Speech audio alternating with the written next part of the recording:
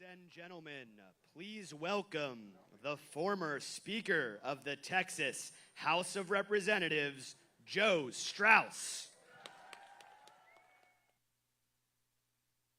Hey, welcome. Welcome, everybody. You know how we can tell Nikki Haley's here? The sun came out. I want to thank you all for taking the time to come out and give a very friendly San Antonio welcome to Ambassador Nikki Haley. As we all know, this is a really important time in our community. It's rodeo time. Over these past few months, Nikki has seen more bull than at the stock show.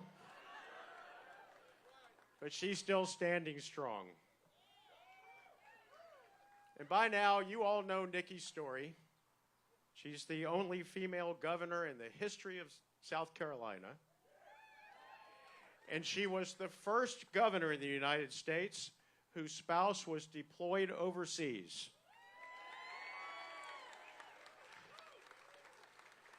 Now that may not be important to some people in this race, but here in Military City, USA,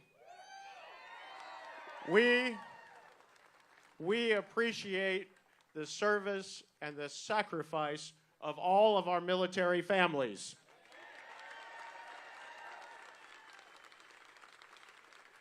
I'm supporting Nikki Haley for president because she is clearly the best person for the job. And Nikki Haley doesn't need others to show America that she still has her fastball. She is a leader in her prime. And just like America, Nikki Haley's best days are ahead of her.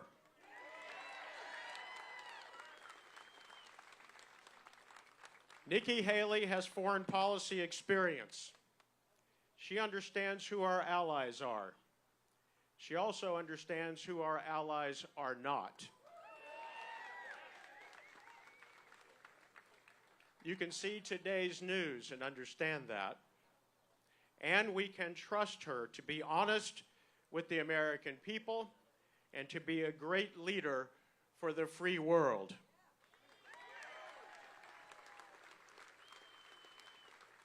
When early voting starts this Tuesday, in just 4 days from today, Texas will have a chance to bring an end to the unnecessary, self-inflicted chaos that has engulfed the Republican Party for far too long.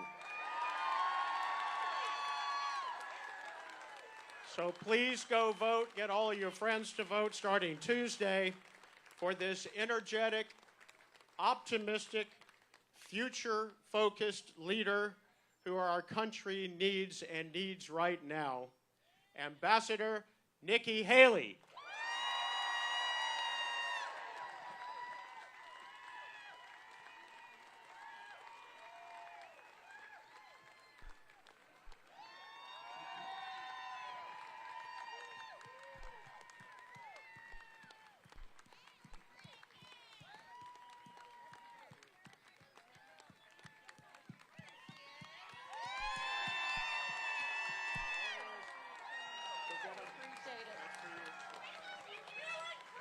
Thank you. Help me thank Joe and his leadership. We appreciate you so much.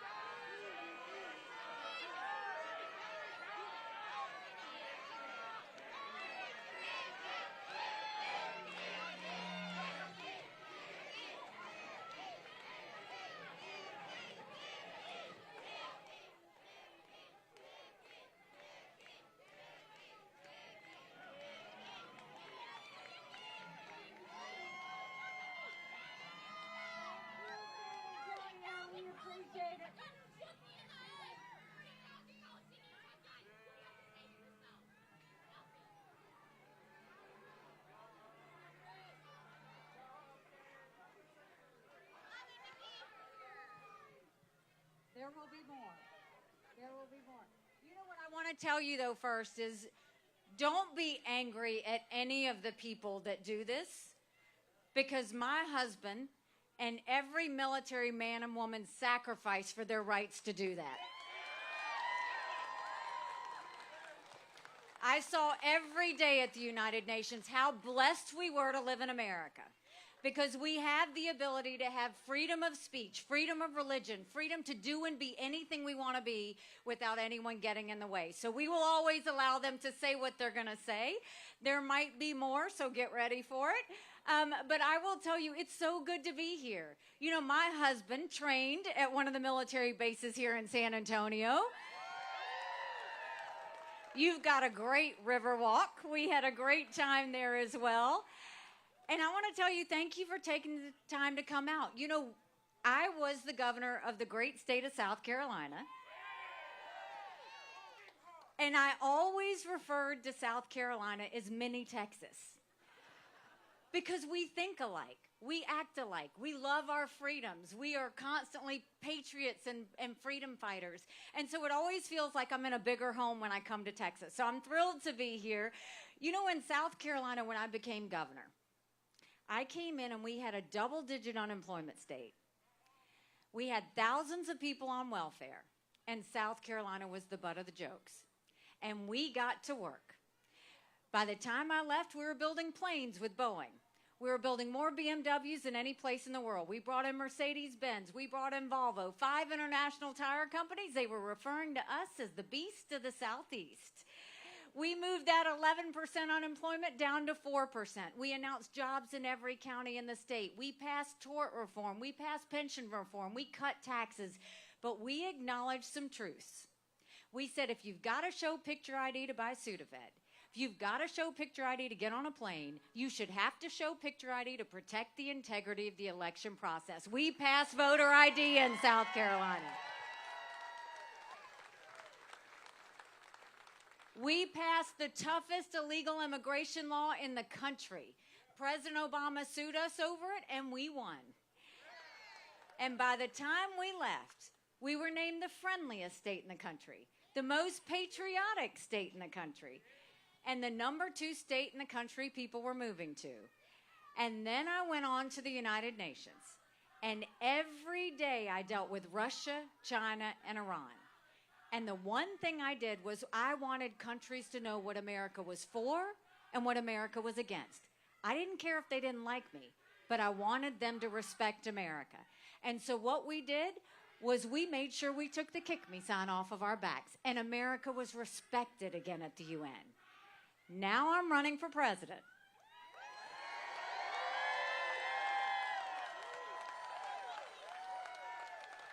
And I don't need to tell you how tough things are. You don't have to turn on the news to see it. We are $34 trillion in debt. We're having to borrow money just to make our interest payments. China owns some of that debt. And I would love to tell you that Biden did that to us. But I've always spoken in hard truths, and I'm going to do that with you today. Our Republicans did that to us too.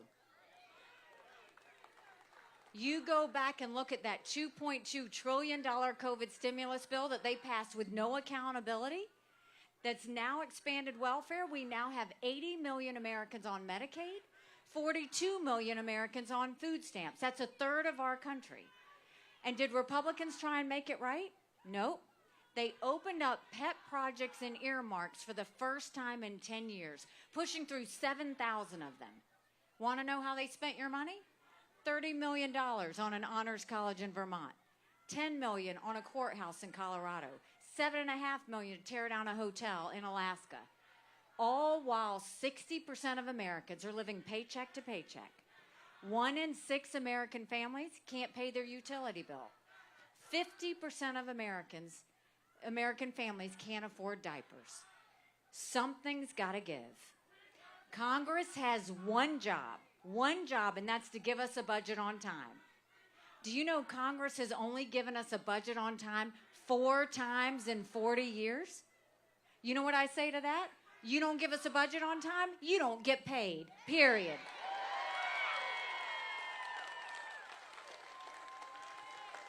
And don't you think it's time we finally have term limits in Washington, D.C.?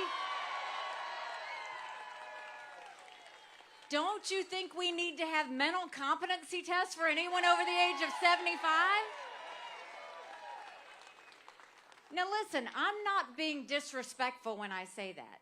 We all know 75-year-olds that can run circles around us. And then we know Joe Biden. Congress has become the most privileged nursing home in the country. We need to know that they're at the top of their game. These are people making decisions on the future of our economy. These are people making decisions on the future of our national security. We can't play with that. So when it comes to the economy, how do we fix it? First, we start by clawing back the $100 billion of unspent COVID dollars out there. Instead of hundreds of billions of dollars instead of 87,000 IRS agents going after middle America, go after the hundreds of billions of dollars of COVID fraud. 1 out of every $7 was spent fraudulently. If 8% of our budget is interest, quit borrowing. Cut up the credit cards. You have to balance a budget every day. I had to balance a budget as governor. Why is Congress the only group that refuses to balance a budget?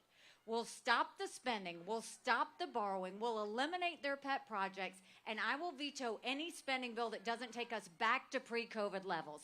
That will save us trillions.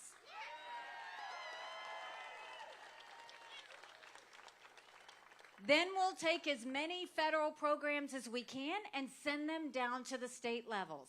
That will reduce the federal government dramatically, but that will empower people on the ground. Think education, think welfare, think healthcare, think mental health. If we can get those services and customize it per state, rather than Washington bureaucrats, that's the way you take care of things.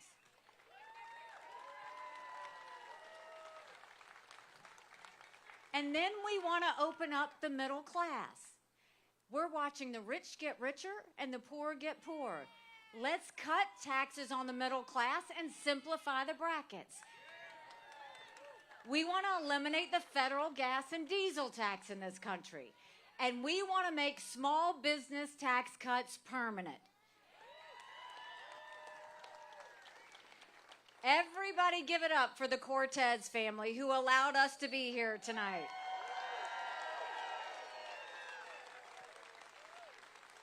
Small businesses are the heartbeat of our economy. But we can't just say it, we've got to start acting like it. And then let's talk about the border. I truly can't believe we would allow this to happen in the United States. And I've been to the border. And I didn't pull a Kamala, go and come back. I went 400 miles down that border. You're not ready for what I saw. Mounds of clothes, mounds of shoes, paraphernalia, rape areas that the women and girls have to walk through. When you get up in the morning, you get your coffee and you watch the news. When these ranchers get up in the morning, they get their coffee and they go see if anybody died crossing the fence.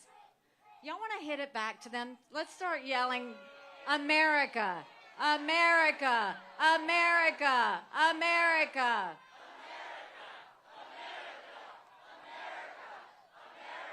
USA, USA, USA.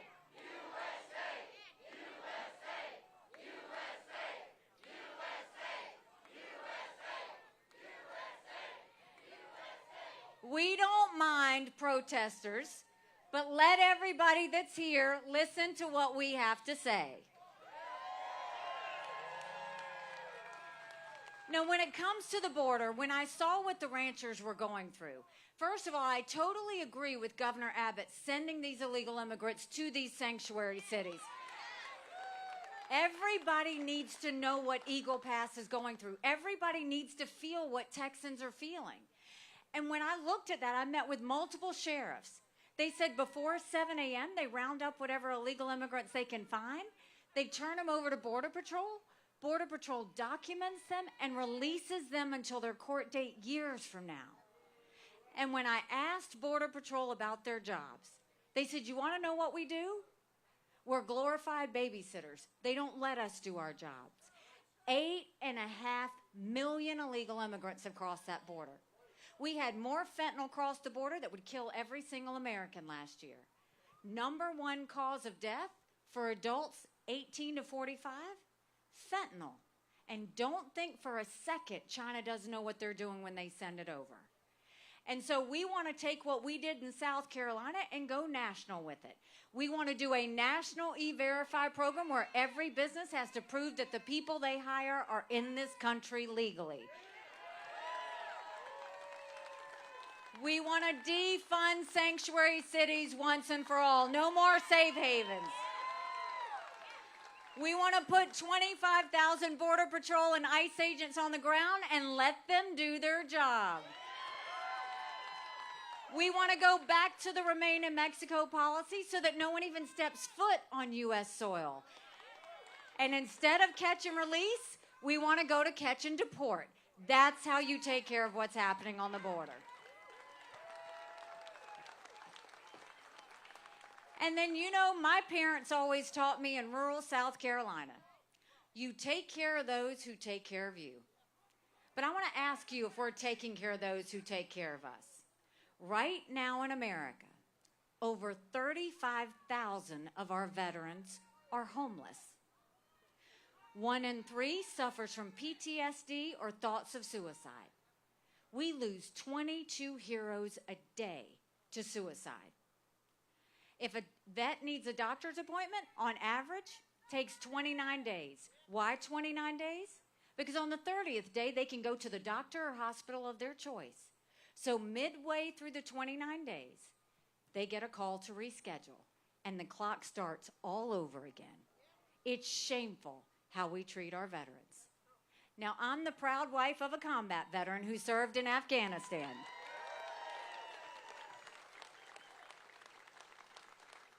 And when Michael came home to us, that was a lot of prayers answered. But that was the easy part. When we got home, life got hard. Michael couldn't hear loud noises. He couldn't be in crowds.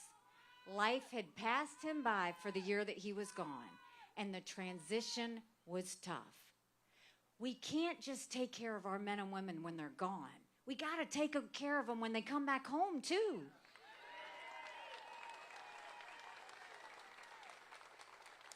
That's why we want to make sure we do telehealth so that we get them the mental health care they need right when they need it. Let them go to the doctor or hospital of their choice. They've earned that right. And I think the best way we take care of VA health care, I think every member of Congress should have to get their health care from the VA, and you watch how fast that gets fixed.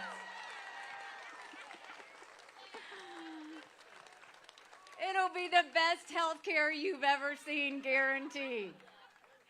And then when it comes to national security, the best way to take care of national security is when we acknowledge what got us here in the first place.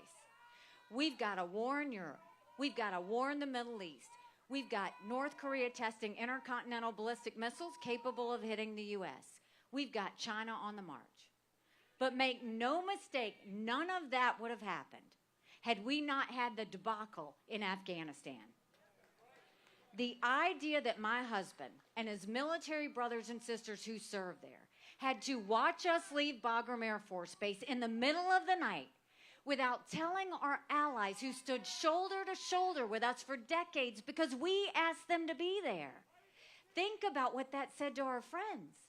More importantly, think about what that said to our enemies. Our focus, and now they're basically saying, do we support Ukraine and Israel, or do we secure the border? Don't let them lie to you like that. Securing the border is priority number one. Hands down. America's acting like it's September 10th. We better remember what September 12th felt like.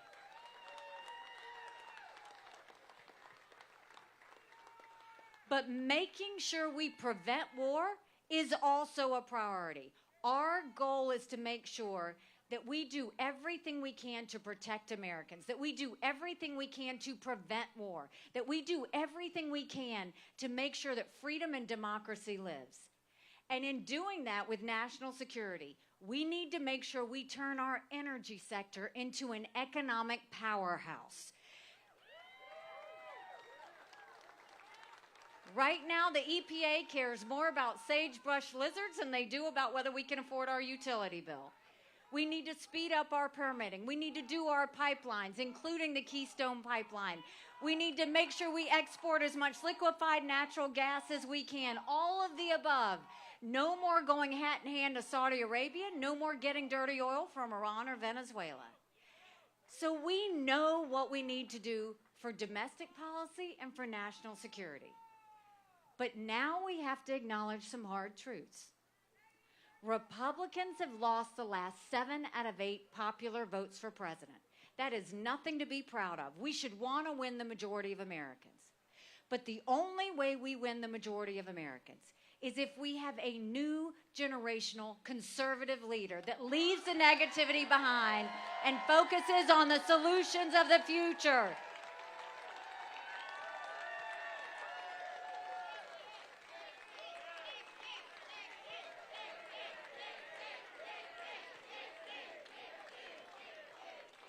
Now, I'll give you another hard truth. I voted for Donald Trump twice. I was proud to serve America in his administration. But the reality is, chaos follows him. And we can't be a country in disarray and a world on fire and go through 4 more years of chaos. We won't survive it.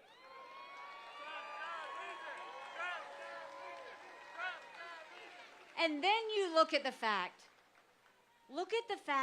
that if we want to change our country, we actually need to win. Donald Trump lost in 2018, 2020, 2022, but look at last week what happened. He lost his case on immunity. We lost the case on Mayorkas. We lost the case on Israel. The RNC chair lost her job. He had his hands on all of that. Everything he touches, we lose. And not only that, look at what he said last Saturday in Conway, South Carolina. Whenever he leaves the teleprompter, he gets unhinged. And he, in that moment, went and said that any NATO country that wasn't pulling their weight, that he would not defend them. He went and took it a step further and said any country not pulling their weight, that he would actually encourage Putin to invade them. So you mean to tell me that he is going to side with a thug where 500,000 people have been wounded or killed because of Putin invading Ukraine? But more than that, he's going to side with a thug who kills his political opponents? He's going to side with a dictator who arrests our American journalists and holds them hostage? He's going to side with a dictator who has not hidden his hatred for America? And you're going to pick that thug over our allies who were with us at 9/11?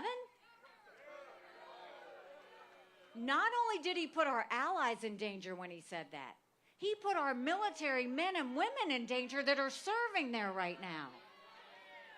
And then he doubled down and he mocked my husband's military service.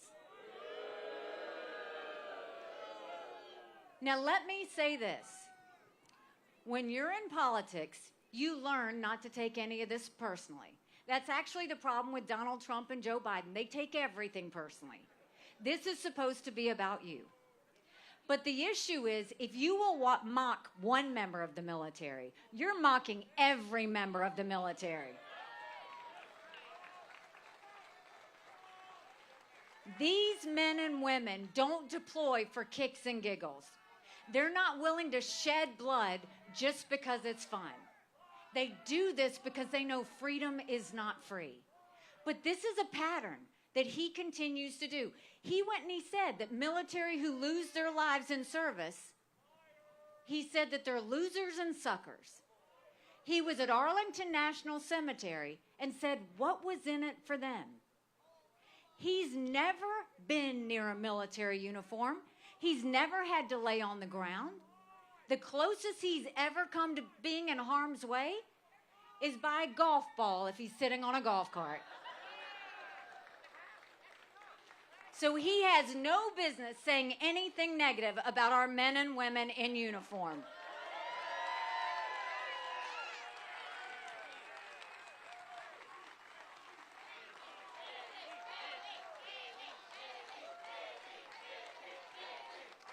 But not only that, now let's look at what we're facing. And this is what America is saying. 70% of Americans have said they don't want a Trump-Biden rematch.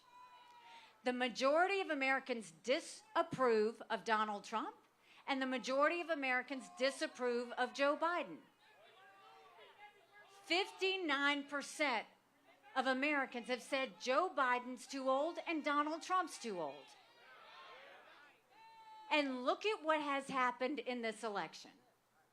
I announced a year ago yesterday that I was running for president.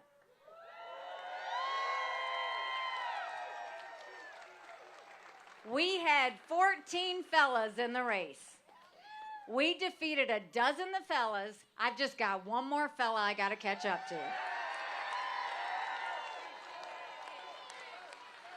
They said we didn't have a chance. We started with 2%. We finished with 20% in Iowa. They said we were down 30 points in the polls in New Hampshire, and we got 43% of the vote. And the night of New Hampshire, Donald Trump threw a temper tantrum right there on stage. All he did was talk about revenge and my dress. Then the next day, he said anybody that supports her is barred permanently from MAGA.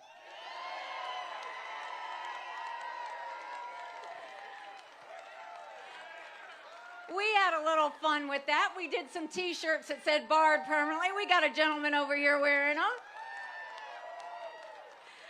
We sold over 20,000 T-shirts when we did that. Then the next day, he goes and pushes the RNC to name him the presumptive nominee. Now, we don't anoint kings in America. We don't do coronations. Everybody has a right to vote. South Carolina has a right to vote. Texas has a right to vote. He doesn't get to take that away from you. When he got pushed back, he had to start walking it back. Then the next day, he has a court case, and he goes on a rant about being a victim. The problem I have with what happened at New Hampshire, or what happened after that court case, at no point did he ever talk about the American people. At no point did he talk about us being $34 trillion in debt. At no point did he talk about the fact that only 31% of 8th graders in our country are proficient in reading. At no point did he talk about an open border that's out of control. At no point did he talk about the lawlessness in our cities.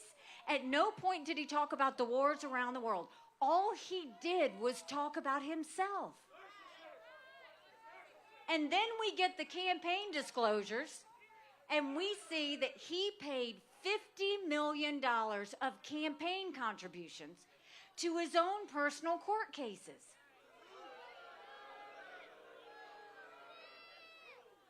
And now he's going to go back, and now he's trying to take over the RNC. He's taken someone from North Carolina, and he's having them co-chair the RNC with his daughter-in-law. And he's putting his campaign chair as director of operations. Now, if he spent $50 million on that, he's going to the RNC for help with his legal fees. The RNC is broke. The RNC is broke because everything related to Donald Trump is losing. And you look at any general election poll, any of them, we will have a female president of the United States.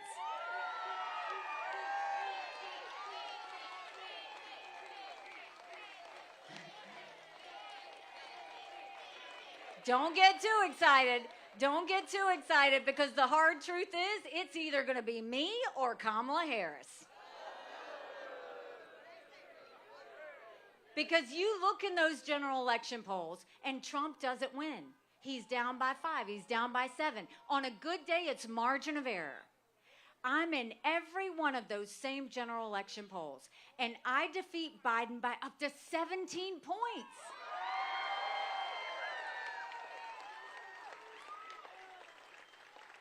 Do you know what that means? There was another Marquette poll that came out 2 days ago in Wisconsin. Trump doesn't beat Biden. I defeat Biden by 15 points there. You win with double digits. That means we're going into D.C. with a mandate to stop the wasteful spending and get our economy back on track. A mandate to get our kids reading again and go back to the basics in education.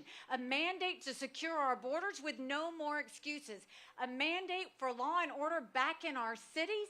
And a mandate for a strong America that prevents wars that we can all be proud of. Don't you want that?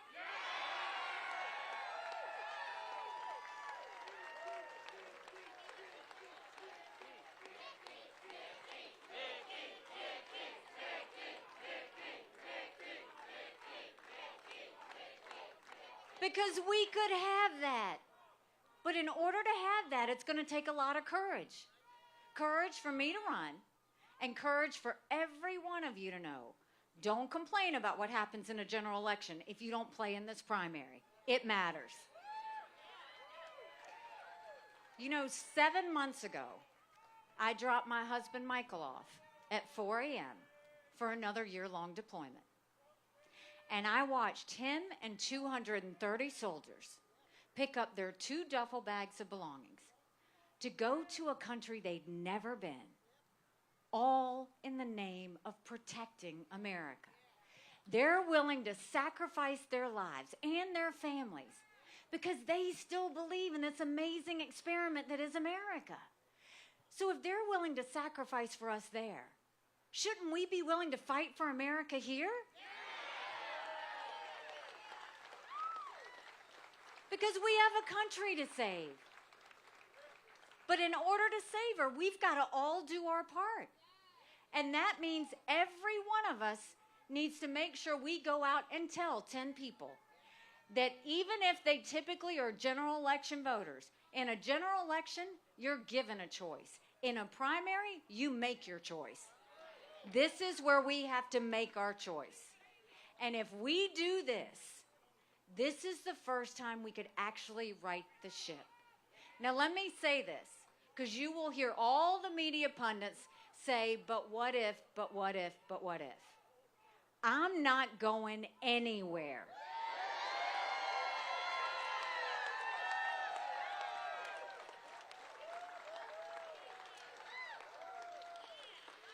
Trump's got another court case March 25th. He's got another one after that. He's going to be in court March and April. He's going to be in court May and June. He said he's going to spend more time in a courtroom than he is going to be on the campaign trail. But let me tell you what we're going to be doing. We're going to be on the campaign trail.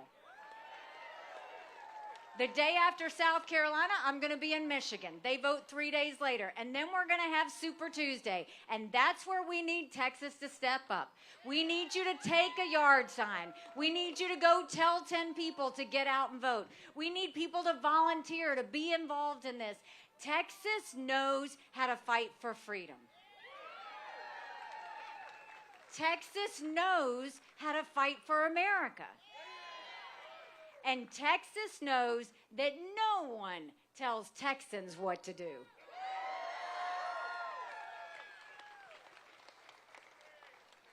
You know, when I announced, they asked me why I was running. And I said, my parents came here 50 years ago to an America that was strong and proud and full of opportunities. I want them to know that country again. I'm doing this for Michael and his military brothers and sisters. They need to know their sacrifice matters. They need to know that we love our country. I'm doing this for my daughter who just got married, and I saw how hard it was for her and her husband to buy a home. The average home buyer in America now is 49 years old. The American dream is leaving them. And I'm doing this for my son who's a senior in college. And I am tired of watching him write papers of things he doesn't believe in just to get an A. That's not us. That's not America. And for the first time, 81% of Americans have said they don't think their kids are going to live as good of a life as we did. We can't be okay with that. I'm not okay with that. We do have a country to save. But I'll tell you this, if you make your voice loud, if you go tell 10 people, if you join our movement, I promise you, our best days are yet to come. God bless you. Thank you, San Antonio.